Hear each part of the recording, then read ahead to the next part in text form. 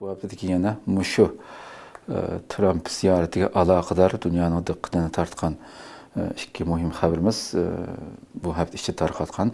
Amerika prezidenti Donald Trump'ның Xitoy ziyaret jarayonida Xitoy amaldorlari onunğa ve ziyaret hay'atidagi boshqa amaldorlarga bergan barliq sovg'at va xotir buyumlar josuslik xavfi sababli aeroplanga chiqishdan burun Amerika xodimlari tarafidan yig'ib olinib, axlat sanduqiga tashlab etilgan. Bu albatta nihoyatda diqqat qo'zg'agan bir nuqta. Bütün yani nihoyatda jiddiy tekshirilgan aeroplanga yangi chog'liq narsa elinmadi deydi Xitoy ziyorat jarayonida. Hatta Amerika vakillari Amerikadan bir qatimliq ishiltish uchun olib kelgan barliq telefon, kompyuterdan tatib tashlab etildi degan xabarlar chiqdi.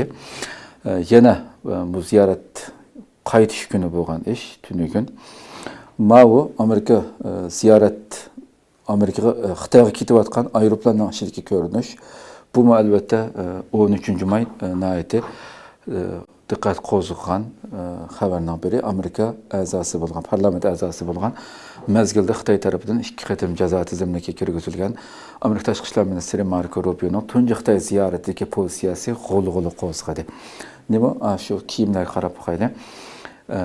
Safar jarayonida Venezueladan Amerikaga elib ketilgan Nicolas Maduro'ning qo'lga olingandagi kiyimlar bilan o'xshash kiyim kiyishi diplomatik hurmatsizlik va kuch ko'rsatish deb sifatlendi.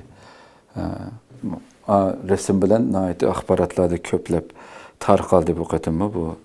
Albatta bulardagi ishorat hammasini Argen Akram bilan suhbatlashamiz.